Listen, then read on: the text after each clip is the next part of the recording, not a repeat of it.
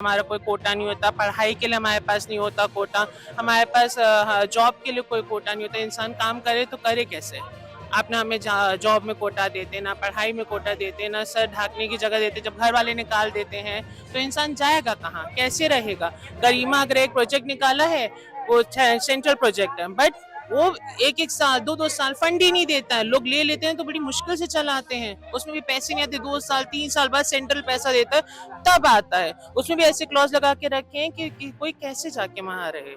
जिस समाज को आप लोग अपनाते हैं, जिस समाज को आप लोग अपना कहते हैं, वो समाज आपसे भेदभाव करती है, दूसरे नजर से देखती है, आपको तमाम तरीके से शब्द बोलती है, जिससे वो सब अपशब्द होता है, बोलने वाले नहीं हो, तो क्या कहेंगे?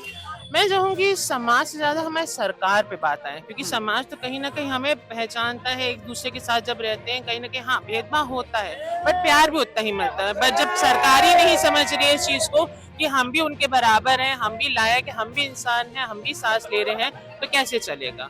सरकार चालू करेगी, सरकार एग्जाम्पल सेट करेगी, तभी तो समाज भी एक्सेप्ट करेगा ना। उम्मीद है आपको कि सरकार आपकी बिल जो है वापस ले लेगी? हाँ, हमें पूरी उम्मीद है, पूरी उम्मीद है, क्योंकि आज भी अगर हम बात करें तो दिल्ली में जंतर मंतर पे प्रोटेस्ट चल रहा है और ये प्रोटेस्ट खत्म नहीं होने वाले। पूरा all over India, Jammu Kashmir से लेकर कन्याकुमारी तक प्रोटेस्ट चल रहा है और ये प्रोटेस्ट खत्म नहीं होगा जब तक ये बिल का संशोधन नहीं होगा, अमेंडमेंट बंद नहीं होगा। Thank you.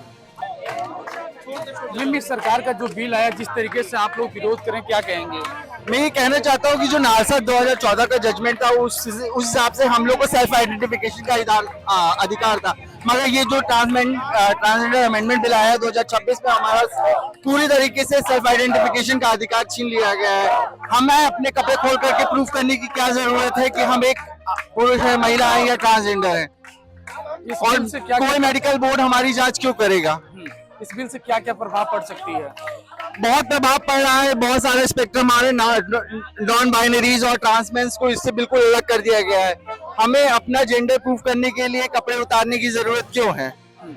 हम आपको प्रभाव बताएं? हाँ, आप प्रभाव इस बिल से सबसे बड़ा ये है कि जो आइडेंटिटीज हैं, जैसे कि ट्रांसमैन है, जो ट्रांस वुमेन किसी भी किन्नर या हिजड़ा परंपरा का हिस्सा नहीं है, नॉन बाइनरी है, आप इस बिल को लाके कहना चाहते हैं कि हम जानते ही नहीं कि आप भारत में एग्जिस्ट करते हैं। 2014 से पहले जो हिजड़ों के लिए आपने कर रखा था, वही आज आप हमारे लिए करना चाहते हैं। आप कह देंगे आप है ही नहीं हमारे लिए भारत देश के अंदर, तो हम क्या करेंगे, हम कहाँ जाएंगे? इस बिल लाने की सरकार की वजह क्या हो सकती है, उद्देश्य क्या है?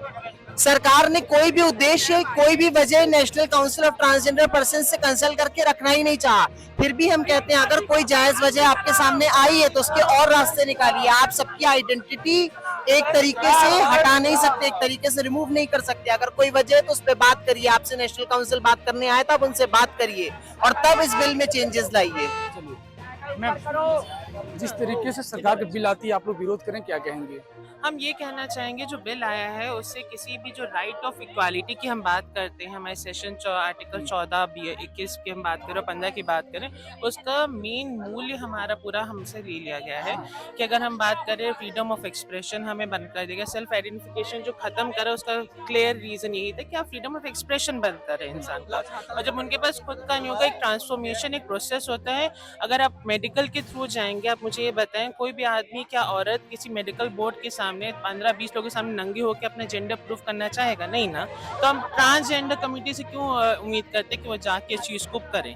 और जब हम बात करें, यहाँ ट्रांस मैन भी हैं जो एक बायोलॉजिकल फीमेल होते हैं, आप उनसे उम्मीद करेंगे कि वो जाएं मेडिकल बोर्ड के सामने नंगे हों, प्रूफ करके दिखाएं कि मैं आदमी हूँ?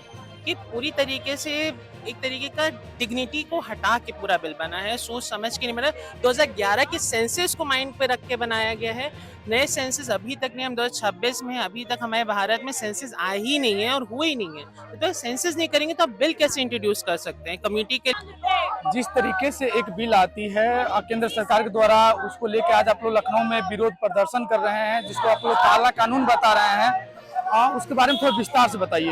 देखिए, मैं 35 साल मैंने 11th-12th को बायो पढ़ाई है, बायोलॉजी पढ़ाई है, और मैं जानती हूँ कि ये जो भी जेंडर है, ये सब कैसे क्या होता है, मेल, फीमेल और ट्रांसजेंडर्स।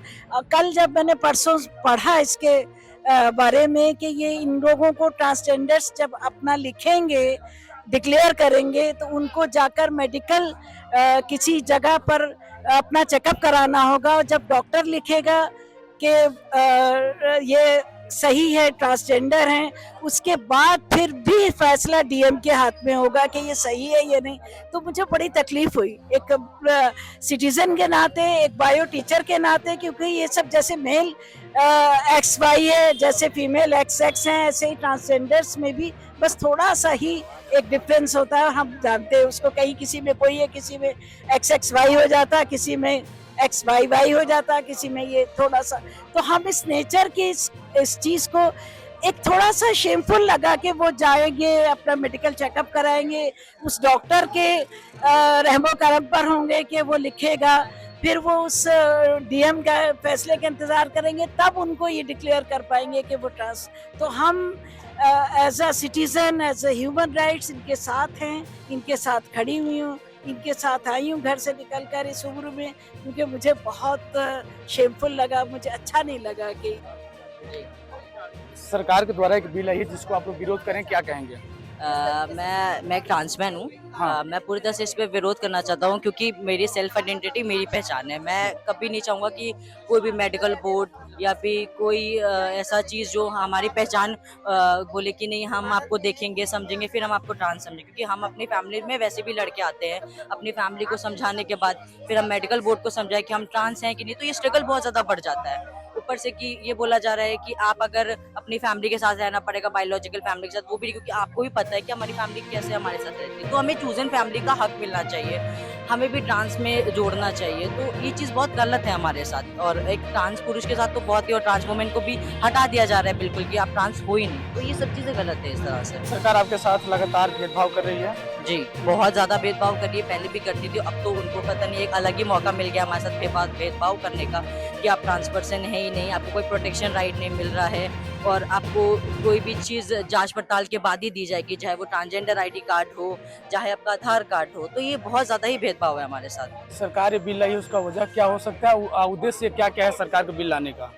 वजह यही हो सकता है कि डिस्क्रिमिनेट करना, हमें हमारी पहचान को छुपाना, क्योंकि उनके हिसाब से लगता है कि हमारी जो लोग हैं वो झूठे ट्रांसजेंडर आईडी कार्ड बना रहे हैं। तो ये बात सच नहीं है। अगर आप किसी मेल फीमेल को नहीं बोलते हैं कि उनकी जनगणना बढ़ती जा रही है या उन पर कोई रोकथाम नहीं लगा रहे, तो आपको ऐसा क्यों लग रहा है कि हम समाज में कोई बहुत भीड़ बढ़ा रहे हैं या हमारे लोग बढ़ते जा रहे हैं, कुछ गंदगी लाएंगे समाज में? तो ऐसा कुछ है नहीं हमारा। जिस तरीके से सरकार के द्वारा बिल आई है उसको लेकर आप लोग काला कानून बता रहे हैं, आज लखनऊ में प्रदर्शन कर रहे हैं, क्या कहेंगे?